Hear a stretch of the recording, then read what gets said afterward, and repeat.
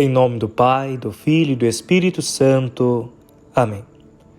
Amados irmãos e irmãs, nesse segundo domingo do Advento, nós iremos refletir agora o Evangelho.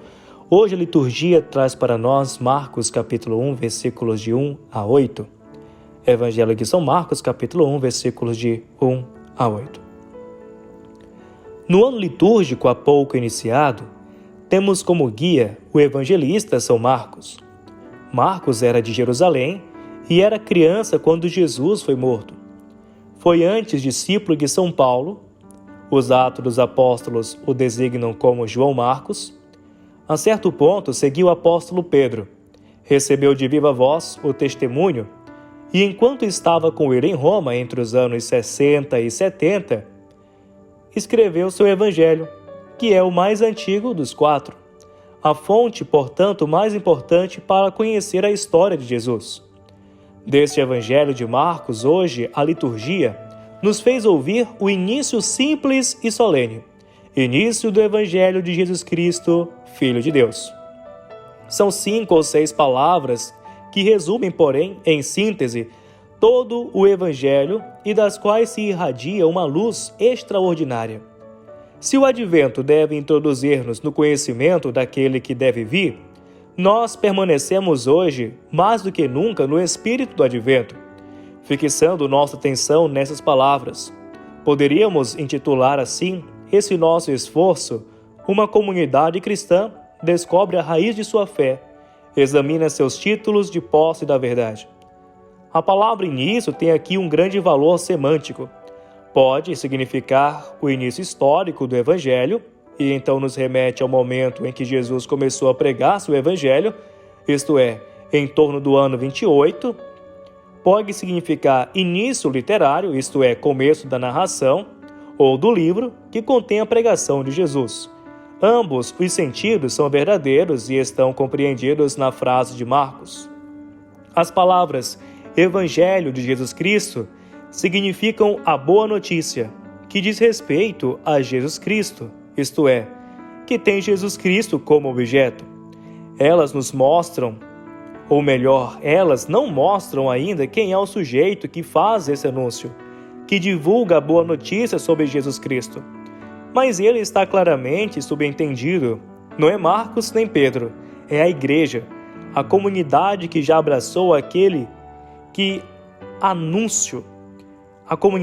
já abraçou aquele anúncio, que foi por ele transformada e que agora o anuncia ao mundo. A igreja é o ambiente vital em que se formou o anúncio e onde foi escrito depois de, por alguns anos, ter se desenvolvido sob a forma de testemunhos e lembranças orais. O sentido da frase é, portanto, este: início da boa nova sobre Jesus Cristo por parte da igreja. Jesus Cristo parece ser como o nome ou sobrenome de uma mesma pessoa. Mas não é bem assim. E o próprio Marcos, ao longo de todo o seu evangelho, o faz entender. Cristo não é um nome qualquer, é um título e é uma afirmação. Significa, com efeito, Jesus é o Cristo, isto é, o Messias. Ele contém o segredo de Jesus, algo que não deveria ser divulgado levianamente. Tanto que depois da profissão de fé de Pedro, tu és o Cristo, ele impõe aos discípulos que não falem daquilo com ninguém. O motivo de tanto segredo era que aquele título, na nova modalidade entendida por Jesus, não podia ser compreendido antes da cruz. Mas não chegamos ao assunto mais importante. O ponto mais alto da frase foi alcançado somente no fim, com o título Filho de Deus. Início do Evangelho de Jesus Cristo, Filho de Deus. Marcos colocou no início de seu Evangelho um ato de fé. Jesus Cristo, Filho de Deus. Cronologicamente, foi a última descoberta, uma descoberta que os discípulos só fizeram depois da Páscoa, à luz de Pentecostes. Mas ela é situada aqui no início do Evangelho para afirmar que Jesus era Filho de Deus já no começo de sua missão. Também se os homens não estavam ainda preparados para reconhecê-lo como tal. É colocado aqui talvez para se opor à incipiente heresia dos adocionistas, os quais sustentavam que Jesus tinha se tornado o Filho de Deus no tempo, graças aos méritos adquiridos em sua vida terrena. Desse modo, portanto, nasceu e se desenvolveu a fé cristã em torno da certeza de que Jesus é o Filho de Deus. Ela constituiu o coração do anúncio apostólico. Quem chegava à fé, começando por aquele primeiro, muitas vezes esquecido, crente pagão que foi, para Marcos, o centurião romano que presidiu a execução de Jesus. O centurião que estava diante de Jesus, ao ver que ele tinha expirado assim, disse: esse homem era realmente o Filho de Deus. Se crês de todo o coração, pode sê-lo. Respondeu então o eunuco: eu creio, disse ele, que Jesus Cristo é o Filho de Deus. Assim, nós que cremos, nascidos 20 séculos depois, graças ao Evangelho escrito por Marcos, podemos entrar em contato com a fé em Jesus, da primitiva geração cristã. Mas o que significa e que finalidade tem esse contato? Somente de reavivar uma memória histórica ou de reviver nossa fé pessoal em Jesus? A esse ponto, as palavras com que Marcos inicia seu evangelho lembram as palavras que o concluem. Depois que o Senhor lhes falou, foi levado ao céu e está sentado à direita de Deus. Os discípulos partiram e pregaram por toda parte. O Senhor cooperava com eles e confirmava a sua palavra com os milagres que o acompanhavam. O anúncio é tal se é anunciado, se circula, se torna notícia e boa notícia para os irmãos. Se assim não for, torna-se como o talento escondido debaixo da terra, e que se transforma em condenação para quem o recebeu. Servo mau.